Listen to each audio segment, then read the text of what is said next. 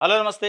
నేను జర్నలిస్ట్ శ్రీనివాస్. ఈరోజు తెలంగాణ వార్తాపత్రికలో వచ్చిన వార్తలు, ఆ వార్తల వెనుకున్న వాస్తవాలను విశ్లేషిద్దాం. ముందుగా 'దిశ' పేపర్‌లో రైతుల గురించి ఒక ముఖ్యమైన వార్త ఇచ్చారు. కొన్ని లక్షల మంది రైతులు ఎదురు చూస్తున్న దాని గురించి రైతు భరోసా రెడీగా ఉందని చెప్పి. ఈ రైతు భరోసా రెడీగా ఉందని 'దిశ' పేపర్ చెప్పడం కాదు. సాక్షాత్తు రాష్ట్ర ముఖ్యమంత్రి రేవంత్ రెడ్డి గారు గత నెలలో జరిగిన మున్సిపల్ ఎన్నికల ప్రచారంలో చెప్పిండు నల్గొండ బహిరంగ సభలో. రైతు భరోసా రెడీగా ఉంది. జస్ట్ మీకు ఎన్నికలు కాగానే నెక్స్ట్ చేస్తాం అన్నాడు. ఎన్నికలు అయిపోయినాయి. రిజల్ట్ అయిపోయింది. ఆ ప్రాసెస్ అంతా అయిపోయింది. 1 మంత్ పూర్తయింది కూడా ఎన్నికలయ్యి. అయినా గాని మరి ఆ రెడీగా ఉన్న రైతు భరోసా ఎందుకు జమ కాలేదు? దాదాపు 9,00,00,00,000 ఆర్‌బీఐ నుంచి తెచ్చిపెట్టు అని చెప్పారు. మరి తెచ్చిపెట్టిన రైతు భరోసా ఎందుకు జమ అయ్యట్లే రైతుల ఖాతాల్లో? దాని వెనకున్న కారణం రాజకీయ కారణాలు ఏందని చూస్తే స్థానిక సంస్థలు అంటే ఎంపీటీ, జెడ్పీటీసీ ఎన్నికలకి పోబోతున్నారు. ఆ ఎన్నికలు వెళ్ళే ముందు ఏస్తే బావుంటదని ఆపారు అని చెప్పి ఒక చర్చ. కానీ దానికి సంబంధించి ఆ ఎన్నికల క్లారిటీ లేదు. జూన్ తర్వాత అయితాయి అనేది ఒకటి. ఎందుకంటే ప్రగతి పాలన ఆహ్, ప్రజా ప్రణాళిక అనే ఒక ప్రోగ్రామ్ 99 రోజులు తీసుకున్నారు. అది జూన్ 12కి పూర్తయితుంది. అప్పటి వరకు ఎన్నికలు పెట్టే అవకాశం లేదని. వాస్తవంగా ఆ ప్రోగ్రాము వీళ్ళు చేసిన పబ్లిసిటీకి ఆడ చేస్తున్న పనికి తేడా ఉంది. ఏ స్థాయిలో అయితే ప్రచారం దానికి చేశారో, ఆ స్థాయిలో ప్రజల నుంచి రెస్పాన్స్ లేదసలు. గ్రామాల్లో గ్రామ సభలు పెడితే వచ్చినోడు లేడు. ప్రగతి ప్రణాళిక అని చెప్పి ఈళ్ళు పోయారు కదా! ప్రజాపాలనలో ప్రగతి ప్రణాళికని. ప్రజాపాలనలో లేదు, ప్రగతి ప్రణాళిక లేదు. అది స్పందన కరువైంది కాబట్టి దాన్నేమన్నా క్యాన్సిల్ చేసుకునే కార్యక్రమం పెట్టి, ఇది స్థానిక సంస్థలు ఎన్నికలు పెడతారా? 10థ్ ఎగ్జామ్స్ అయిపోయిన తర్వాత తెలవదు గానీ, రెడీగా పెట్టినాం. విడతల వారీగా అన్నదాత ఖాతాల జమ 1, 2 రోజుల్లో రానున్న క్లారిటీ. 1, 2 రోజులు మీన్స్ 19థ్ ఈ ఉగాది కానుకగా ఏమన్నా రైతులకిస్తారా? ఉగాది పండగుంది. ఉగాది పండగకి ఏమన్నా ఇచ్చే కార్యక్రమా? లేదా వీళ్ళ ఎంపీటీసీ, జెడ్పీటీసీ ఎన్నికల పండగకిస్తారా తెలవదు గానీ, 1, 2 రోజుల్లో క్లారిటీ వస్తదట. ఈరోజు మనం 14థ్ ఉన్నాం. 14థ్ అండ్ 15థ్, 16థ్ అంటే మండే వరకు క్లారిటీ వచ్చే అవకాశం ఉంది. మండే తర్వాత 17థ్ నుంచి ఏసే కార్యక్రమం వాళ్ళు స్టార్ట్ చేస్తే ఉగాది 19థ్ ఉంది. యూజ్ అయితది. అంటే రైతులకి ఇన్ని రోజులు ఆపినందుకు వాళ్ళ కళ్ళలో సంతోషం ఉంటది. ఇక అది గాకుండా నాకు ఎంపీటీసీ, జెడ్పీటీసీ ఎన్నికలు ఉన్నప్పుడే ఏస్తా అంటే మటికి మీకేం చేయాలో అది చేస్తారు రైతులు. ఎందుకంటే రెడీగా ఉన్నాయి మీరు చెప్పిన హామీ. ముఖ్యమంత్రి గారు మాటిచ్చిన మాటకి కూడా విలువ లేకపోతే, మాట చెప్పిన మాటకి విలువ లేకపోతే, ఇస్తానన్న దానికి విలువ లేకపోతే, దాంతో పాటు డిసెంబర్‌లో ఏయాల్సిన రైతు భరోసా ఇప్పుడు మార్చి వచ్చినప్పటికి ఏయకపోతే, ఏం సందేశం ఇస్తున్నారు? ఆ రైతు భరోసాను ఉంచదలుచుకున్నారా? ఎత్తేయదలుచుకున్నారా? కాంగ్రెస్ పార్టీ ప్రభుత్వం కేసీఆర్ పెట్టిన రైతు బంధును ఉంచిద్దా? తీసేస్తదా? అని ఒక చర్చ రైతుల్లో స్టార్ట్ అయింది. రైతు భరోసా అనే స్కీమ్‌ని ఎత్తేసే కార్యక్రమం ఏమైనా చేస్తారా? గ్రాడ్యుయల్‌గా ఆ దిశగా అడుగులేస్తున్నట్టు అనిపిస్తుంది. దాన్ని మొత్తం నిర్వీర్యం చేసే కార్యక్రమం చేస్తున్నారు. చేసి దానికి ఏదో ఇంకోటేదో ముద్దు పేరు పెట్టి, ఇది రైతు బోనస్ అని పెట్టి, పంట బోనస్ అని ఒక కార్యక్రమం పెట్టి దాంట్లో తీసుకొచ్చి, యెస్ పంట బోనస్ ఏసినా సంతోషమే. పంట బోనస్ కూడా రైతుకే చెందిద్ది. కానీ అదొక స్కీమ్ అని పేరు పెట్టి, ఇక దాంట్లో కోతలు మొదలుపెట్టి, ఎన్ఆర్‌ఈజీఎస్‌ని నరేగాని ఎట్లయితే కేంద్ర ప్రభుత్వం ఒక స్కీము గ్రామ్‌జీ, రామ్‌జీ అని పెట్టేసి 40% నిధుల నుంచి తప్పించుకుందో, కేంద్రం ఇయ్యాల్సిన 40% నిధులు రాష్ట్రం పైనేసి వదిలేసిందో, ఆ మొత్తం ఆ స్కీమ్‌ని నిర్వీర్యం చేసే కార్యక్రమం, దాని ఆత్మను చంపేసే కార్యక్రమం చేసిందో, రైతు బంధు, రైతు భరోసాను కూడా కాంగ్రెస్ పార్టీ ప్రభుత్వం దాని ఆత్మని గొంతు నిరిమి చంపే ప్రయత్నం చేస్తదని ఒక చర్చ అయితే జరుగుతుంది. ఆ చర్చ ముదరక ముందే రైతు భరోసా ఎయండి. ఈ పండక్కి ఎయొచ్చు అనే ఒక అంచనా అయితే ఒక సమాచారం ఉంది. చూడాలి ఏం చేస్తారో. రైట్. ఇది ఒక వార్త దిశకి సంబంధించి. హ్మ్. సాక్షి చూద్దాం. పేదలకు చతురూలం కాదు మూసి నిరాశ్రయులకు ఆయా నియోజకవర్గాల్లోనే ఇళ్ళు. మూసి ఇన్వైట్ కార్యక్రమంలో ముఖ్యమంత్రి రేవంత్ రెడ్డి. నదీ పునరుజ్జీవంతో రాష్ట్రం గ్రోత్ ఇంజిన్‌గా మారుతుంది. కానీ కొందరు ఉద్దేశపూర్వకంగా దుష్ప్రచారం చేస్తున్నారు. కడుపులో కుళ్ళు, మాటల్లో విషంతో అడ్డుకోవాలని చూస్తున్నారు. రాజకీయ స్వార్థం కోసం చరిత్రను కాలగర్భంలో కలిపేద్దామా? బాధితులకు ఎలాంటి పరిహారం ఇద్దామో చెబితే దాన్ని అమలు చేద్దాం. ఏవైనా లోపాలుంటే సలహాలు, సూచనలు ఇస్తే స్వీకరిస్తామన్న సీఎం అసలు పథకమే వద్దంటే మాత్రం వినే ప్రసక్తే లేదని స్పష్టీకరణ. పేదలకు మేము శత్రువులం కాదని చెప్పే ప్రయత్నం చేసిండు ముఖ్యమంత్రి రేవంత్ రెడ్డి. అంటే అర్థమైనట్టుంది. మైండ్‌కి ఎక్కినట్టుంది. పేదలు మమ్మల్ని ఏసడించుకుంటున్నారు. పేదల మీద దాడి చేస్తున్నట్టు ప్రజలు అనుకుంటున్నారని తెలిసిందయ్యం గానీ, పేదలకు మేము వ్యతిరేకం కాదు. పేదలకు శత్రువుం కాదు.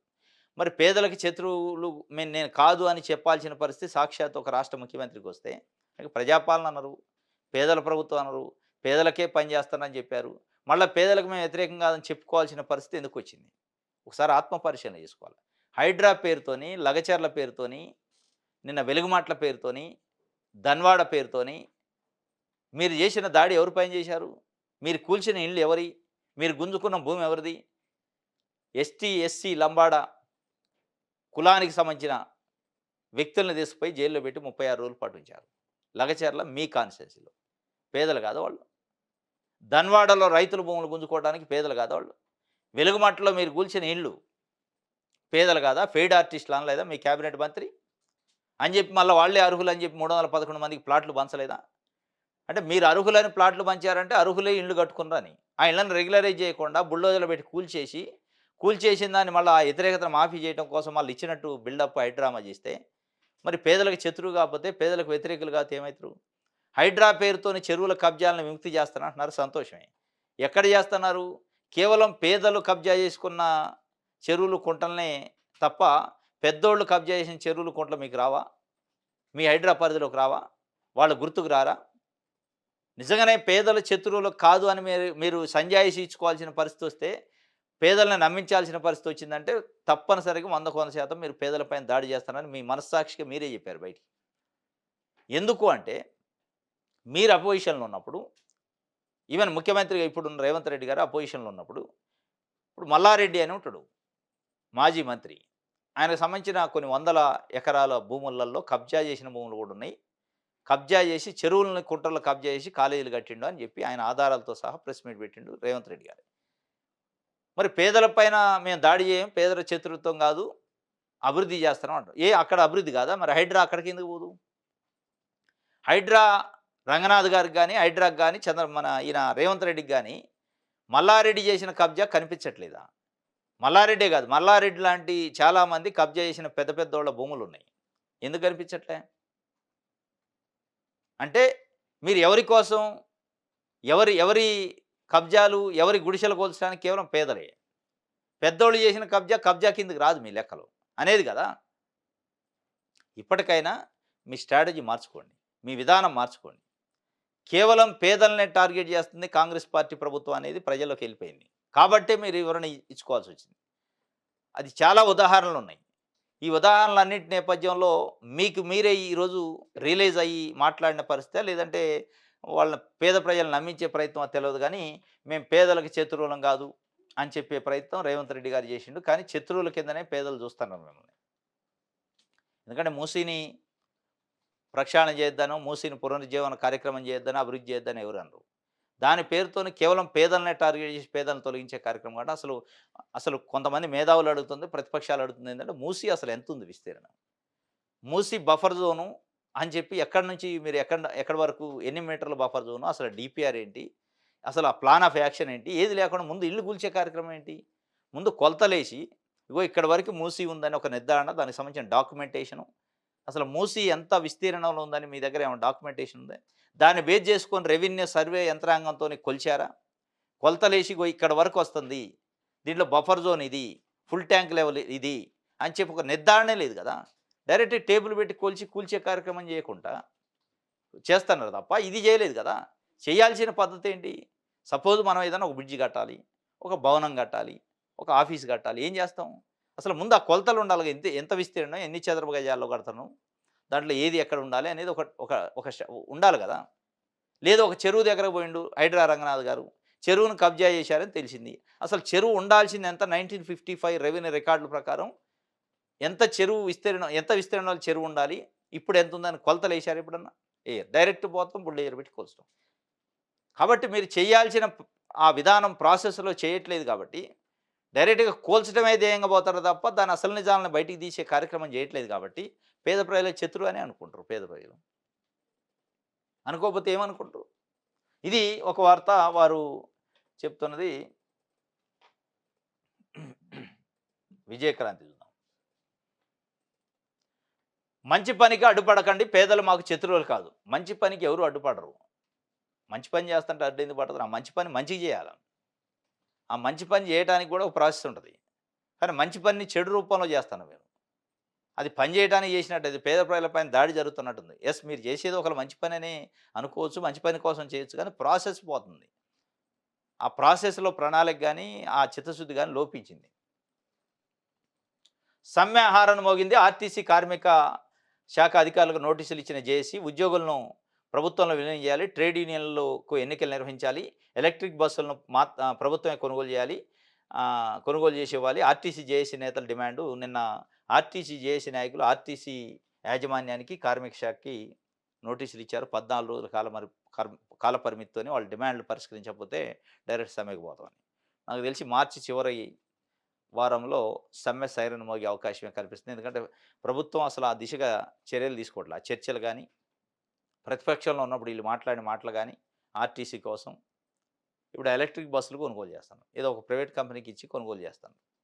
దానివల్ల మళ్ళా ఆర్టీసీ ప్రైవేట్ వాళ్ళ చేతులకు పోవడం, ఆర్టీసీ పైన ఆర్థిక భారం పడటం తప్ప ప్రభుత్వంలో విలీనం కార్యక్రమం చేశారు. ఆ విలీనం ఎక్కడ పోయిందో తెలవదు. ఎంప్లాయీస్‌ని ప్రభుత్వంలో విలీనం చేసుకోవాలని ఒక డిమాండ్, ప్రధాన డిమాండ్. మిగతా కొన్ని డిమాండ్‌లు కూడా ఉన్నాయి. వాటితోని ఇక ఆర్టీసీకి సమ్మె సైరన్. ఒకవైపు పెట్రోలు, డీజిలు, గ్యాస్ కొరత. అదొక పానిక్ ఉంది ప్రజలల్లో. మళ్ళీ ఇదొచ్చిందనుకో, ఇక చాలా గందరగోళం ప్రజల్లో వస్తది. కాబట్టి ప్రభుత్వం ఇప్పుడే ఇనిషియేటివ్ తీసుకొని ఆ చర్చలు ఏంటో చేసి వాళ్ళని కన్విన్స్ చేసే ప్రయత్నం చేయండి ముందు సమ్మెకు పోకుండా. రైట్. మహాలక్ష్మి బకాయిలు 2,500 కోట్ల పైనట. సబ్సిడీ చెల్లింపుల్లో ప్రతి నెల సుమారు 100 కోట్లకు రాష్ట్ర ప్రభుత్వం కోత. అంతకంతకు పెరిగిపోతున్న మహిళల ఆక్యుపెన్సీ రేషియో. బకాయిలు చెల్లించకుంటే ఆర్టీసీ వ్యవస్థ కుప్పకూలడం ఖాయమంటున్న కార్మికులు. మహాలక్ష్మి అంటే ఇప్పుడు ఆర్టీసీలో ఉచిత బస్సు ప్రయాణం ఉంది కదా! దాదాపు 2,500 కోట్ల బకాయి ఉందట. ఎట్లా నడుస్తాయి బస్సులిక? 2,500 కోట్లు. ప్రతి నెల 100 కోట్ల రూపాయలు బకాయి పెడతాను. దాదాపు 25 నెలలు అయింది వాళ్ళొచ్చి. అయిపాయే. బస్సులు ప్రయాణం అవుతున్నాయి. బస్సులలో ప్రజలు తిరుగుతున్నారు కానీ, దానికి ఆ టికెట్ ఫెయిర్ ఏదో ప్రభుత్వం బేర్ చేయాలనో అది బేర్ చేయని పరిస్థితి. ఇక అది కుదేలయ్యి ఏం చేస్తారు వాళ్ళు, ఇక కాడి కిందేసి కూర్చుంటారు ఆడ. ఇక మేము నడపలేము ఆర్టీసీని కాబట్టి కాడి కిందేస్తారు. కాడి కిందేస్తే మళ్ళీ అల్టిమేట్‌గా ఎవరికి నష్టం అంటే, ఈ మహాలక్ష్ములకి నష్టమే, ప్రజలకి నష్టమే.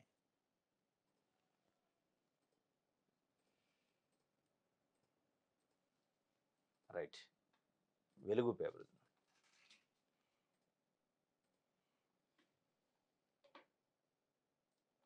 రాష్ట్రంలో గ్యాస్ కొరత లేదు. జనం ఆందోళన చెందొద్దని పౌర సరఫరాల శాఖ మంత్రి ఉత్తమ్ కుమార్ రెడ్డి చెప్పిండు. అపోహలు తొలగించాలని అధికారులకు సూచన. పానిక్ బుకింగ్ వల్లే సమస్యలంటున్న ఏజెన్సీలు 3, 4 రెట్లు బుకింగ్‌లు పెరిగినట్టు వెల్లడి.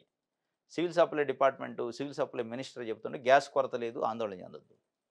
సరే ఉందా లేదా? వాళ్ళు ప్రభుత్వం జనాలకు కొరత లేదని చెప్పింది కానీ, వాస్తవంగా ఉన్న కొరత కంటే వీళ్ళు చేసే ప్రచారం ఎక్కువైంది. మీడియా ప్రచారం, బయట పానిక్ ఇష్యూ, ప్రజల్ని భయాందోళనకు గురి చేసి అది మొత్తం బయటకొచ్చి ఒకసారి గ్యాసు బుక్ చేసుకునే కార్యక్రమం చేస్తాం. అక్కడ ఉన్న కొరత కంటే వీళ్ళు చేసే హైపర్ టెన్షన్ ఏదైతుందో అది హాస్టల్సు, రెస్టారెంట్లు, హోటల్సు బ్లాక్ దందా చేసే కార్యక్రమానికి వచ్చింది. ఇప్పుడు ఈ డొమెస్టిక్ ఈ కనెక్షన్స్‌తోని గ్యాస్ తీసుకొని వీళ్ళు వాడుతుండ్రు. హోటల్సు, రెస్టారెంట్లు వీళ్ళు బ్లాక్‌లో కొని. ఇక దీనికోసం వీళ్ళు పోయి లైన్‌లు కట్టి, క్యూలు కట్టి అక్కడ పానిక్ చేసి మొత్తం అయిపోయింది, గ్యాస్ లేదు, కొరతొచ్చింది. ఇక రేపటి నుంచి పొయ్యేయాలి కదా అనే ఒక సిట్యుయేషన్ క్రియేట్ చేస్తాను. ఇటువంటి ఇంత సున్నితమైన అంశం ఇటువంటి సందర్భంలో ఇంత గందరగోళం క్రియేట్ చేసే దాంట్లో మీడియా కూడా ఒక పాత్ర పోషిస్తుంది. క్లారిటీ ఇచ్చే ప్రయత్నం చేయట్లే. అయిపోయింది, ఇక్కడ పడదంటే అక్కడ పడదు, అయిపోయింది కదా, అసలు భోజనం రేపు తినటానికే లేదనే ఒక సిట్యుయేషన్ క్రియేట్ చేస్తాను. అందుకే నిన్న సివిల్ సప్లై మినిస్టర్ కొరత లేదు, ఓ జనం ఆందోళన చెందొద్దని ఒక హామీ ఇచ్చే ప్రయత్నం చేసిండు. ఒకవేళ ఉన్నప్పటికీ దాన్ని ఎట్లా రెక్టిఫై చేయాలో చూడాలి తప్ప దాన్ని ప్రచారం ఎక్కువ చేసి, ఆందోళన పెట్టి, ప్రజలంతా రోడ్ల మీదకొచ్చి గ్యాస్ బుకింగ్ కోసం కొట్లాడే పరిస్థితి తీసుకొస్తే, ఆ పానిక్‌లో ఏం జరిగినా జరగవచ్చు.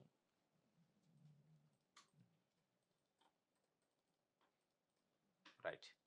ఇది ది వెలుగుకి సంబంధించి మన తెలంగాణలో.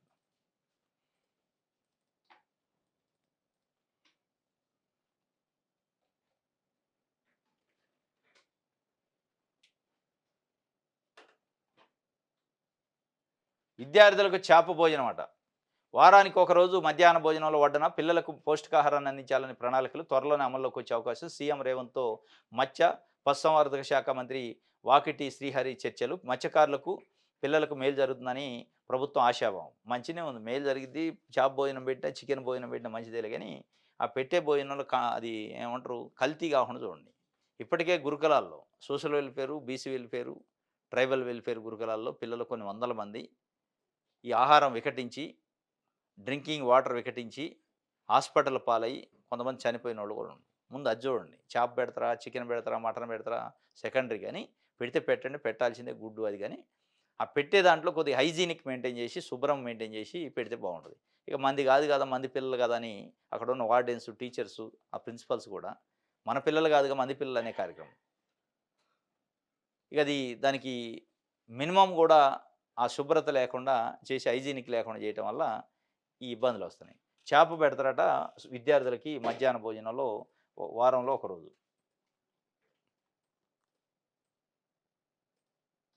రైట్. వెలుగుమట్టల్లో విద్యుత్ వెలుగులట. భూదాన్ ప్లాట్లలో విద్యుత్తు, తాగునీటి సరఫరా షురు. యుద్ధ ప్రతిపాదికన మౌలిక వసతులు, పనులకు శ్రీకారం. ఇళ్ల నిర్మాణానికి అవసరమైన విద్యుత్తు, నీటి సౌకర్యం శరవేగంగా ఏర్పాట్లు. లబ్ధిదారులకు సౌకర్యవంతమైన నివాస వాతావరణం లక్ష్యం. మోడల్ కాలనీగా తీర్చిదిద్దే లక్ష్యంతో ముమ్మరంగా పనులు చేస్తున్నట్టు. వెలుగుమట్టల్లో విద్యుత్ వెలుగులు, డ్రింకింగ్ వాటరు గతంలో లేవు. కరెంటు లేదు, నీళ్లు లేవు. చేస్తాను. బానే ఉంది. 311 మందికి 75 గజాల చొప్పున ప్లాట్లు కేటాయించడం అన్నారు. అయి ఎక్కడ కేటాయించారు? వాళ్ళకి ప్రొసీడింగ్ ఇచ్చా అంటున్నారు. ఆ ఇచ్చిన ప్రొసీడింగ్స్‌లో షెడ్యూల్ ప్రాపర్టీకి సంబంధించి హద్దులేమున్నాయి? అసలు ఆ ఫార్మ్ చేశారా? 75 ముక్కలు చేసి, కొలతలేసి, ఇగో ఇది నీది, ఇది నీదని మ్యాపింగ్ చేసి, ట్యాగ్ చేసి పెట్టారా? అంటే ఏది లేదు. ఉత్తగా కాగితాలు ఇచ్చారు, వదిలేశారు. ఇప్పుడు అది డ్రైనేజు, డ్రింకింగ్ వాటరు, ఎలక్ట్రిసిటీ చేస్తాను. దానికంటే ముందు చేయాల్సిందేంటంటే, అక్కడ బాధితులు ఎవరైతే ఉన్నారో 311 మందికి పట్టాలిచ్చారు. ఆ పట్టాలిచ్చిన బాధితులకు అసలు వాళ్ళకి ఎక్కడుందో ఫీల్డ్ చూపించాల.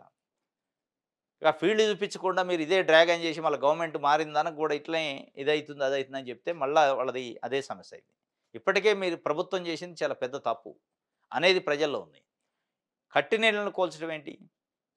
ఒకవేళ అర్హులు కాకపోతే అనర్హులు ఉంటే తొలగించి వాళ్ళని అక్కడి నుంచి ఖాళీ చేయించే అవకాశం ఉంది. ఇల్లే కూల్చినోళ్ళు ఇంట్లో ఉన్న మనుషుల్ని తొలగించలేరా? ఖాళీ చేయించలేరా? ఇల్లు మొత్తం వాళ్ళని బయటికి గెంటేసి ఇల్లు కూల్చడానికి ఉన్నంత బలం ప్రభుత్వానికుంటే, ఇళ్లల్లో ఉన్న ఆ ప్రజల్ని ఖాళీ చేయించి ఇల్లు కూల్చకుండా మళ్ళా అర్హులైన వాళ్ళకి పంపిణీ చేసి ఉంటే ఇయాల ఎంత అద్భుతంగా ఉండేది ఈరోజు. ఎంత మంచి పేరు ప్రభుత్వానికి వచ్చి ఉండేది. అంటే దీని వెనక ప్రజలకి ఏదో మేలు చేయాలి, ప్రజలకు పంపిణీ చేయాలని ఇంటెన్షన్‌తోని చేయలేదు. వాళ్ళు చేసిన ఇంటెన్షన్ వాళ్ళ లక్ష్యం వేరే ఉంది. అది బెడిసి కొట్టింది. బెడిసి కొట్టిన దాన్ని రికవరీ చేసే కార్యక్రమం నష్ట నివారణ చర్యలో భాగంగా ఇచ్చినట్టుంది తప్ప, వాళ్ళు ఏదో వేరే స్కెచ్‌తోని పోయారు అనేది ప్రజల్లో ఒక చర్చ. ఆ భూమి పైన ఎవరో పెద్దల కన్ను పడ్డది. ఆ కన్ను పడ్డది కాబట్టే ప్రభుత్వం వాళ్ళకి కోఆపరేట్ చేసింది. కోఆపరేట్ చేసి పేద ప్రజలను మెడబట్టి బయటికి గెంటేసి దాన్ని కబ్జా చేయాలని ప్రయత్నం చేశారు. ఆ ప్రయత్నం వికటించింది. ఆ ప్రయత్నం కాస్త రాష్ట్ర వ్యాప్తంగా చెడొచ్చింది కాంగ్రెస్ పార్టీ పైన, ప్రభుత్వం పైన. కాబట్టి దాన్ని ఇక మళ్ళా నష్ట నివారణ చర్యల్లో తప్పును సరిదిద్దుకునే కార్యక్రమంలో ఇచ్చినట్టు అనిపిస్తుంది తప్ప, ఇచ్చారు కాబట్టి అంత హడావుడిగా ఇప్పుడు చేస్తున్నారు. ఎంత చేసినా జరిగిన నష్టం తిరిగి రాదు. కూల్చిన ఇల్లు మళ్ళా తిరిగి రాదు. ఆ కూల్చబడ్డ బాధితులు ఎవరైతే ఉన్నారో వాళ్ళ బాధితులకు ఉన్న బాధ, గుండెల్లో ఉన్న బాధ ఎవరు తొలగించేది కాదు. కళ్ళ ముందు కట్టుకున్న ఇల్లు పోతుంటే ఆ ఎఫెక్షన్, ఎమోషన్ ఎంతుంటది? ఇది వారు పేదల ఇళ్ళకు సంబంధించి వెలుగుమట్టలో వెలుగులొచ్చినాయట. ఆ వెలుగుల గురించి రాశారు. ఆంధ్రజ్యోతి. మూసీని ప్రక్షాళన చేయకపోతే భవిష్యత్ తరాలు క్షమించవు. చరిత్రను ఇప్పుడు కాకపోతే ఎప్పటికీ తిరగరాయలేం. మూసీని ప్రక్షాళన చేయకపోతే భవిష్యత్ తరాలు క్షమించవు. వాస్తవమే. ఆ ప్రక్షాళన చేసే దాంట్లో ప్రజల కోణం చూడండి. అసలు ఆ మూసీ ఎక్కడుందో హద్దులు నిర్ణయించండి. బౌండరీస్ లేవు ఇప్పుడు. మూసీకి బౌండరీస్ లేదు. మూసీ విస్తీర్ణం ఎంతో చెప్పలేని పరిస్థితి ప్రభుత్వం దగ్గర ఉంది. రికార్డే లేదు వాళ్ళ దగ్గర. ఫస్ట్ మొదలు చేయాల్సిందేంది రేవంత్ రెడ్డి గారి ప్రభుత్వం? రెవెన్యూ అండ్ సర్వే సెటిల్మెంట్ డిపార్ట్మెంట్‌ని పంపించి మూసీకి హద్దులు నిర్ణయించమనండి. హద్దులు నిర్ణయిస్తే ప్రజలు కూడా కన్విన్స్ అవుతారు. ఆ హద్దులలో బఫర్ జోన్ బౌండరీస్ ఏంటి? ఫుల్ ట్యాంక్ బౌండరీస్ ఏందో ఫిక్స్ చేసిన తర్వాత ఇగో ఇక్కడికొస్తుంది ఫుల్ ట్యాంకు. ఇక్కడ బఫర్ జోన్ ఉంది. ఈ జోను పాజిబిలిటీ లేని, ఫీజిబిలిటీ లేని వ్యవహారం నివాసయోగ్యం కాంది అని చెప్పి ఒక డెసిషన్ తీసుకుంటే అప్పుడు ఉంటది. డైరెక్ట్‌గా రెడ్ మార్క్ పెట్టి నేను ఇల్లు కూల్చేస్తానంటే ఏ ప్రాతిపదిక అసలు? ఎక్కడ కొలతలేశారు? ఎక్కడ మీరు ఆ క్రైటీరియా ఏంటి? మీ దగ్గర ఉన్న లెక్కలేంటి? మీ దగ్గర ఉన్న రికార్డ్ ఏంటి? ఏది లేకుండా నేను ప్రక్షాళన చేస్తా అంటే ప్రక్షాళనకు ఒక పద్ధతి ఉంటది. ఆ పద్ధతి ఫాలో కండి. పద్ధతి ఫాలో అయితే మూసీ ప్రక్షాళన చేయాల్సిందే. మూసీని బ్యూటిఫికేషన్ చేయాల్సిందే. తప్పులేదు. ఆ చేసే పద్ధతిలోనే తేడా ఉందనేది పబ్లిక్‌లో నెగెటివ్ ఉంది. ఆ నెగెటివ్‌నే మీరు కనిపెట్టినట్టుంది. పేదలకు మేము శత్రువులం కాదు అంటున్నారు. ఇది ఈరోజు న్యూస్ అనాలిసిస్. రేపు తాజా వార్తలతోని తిరిగి కలుసుకుందాం. Thank you.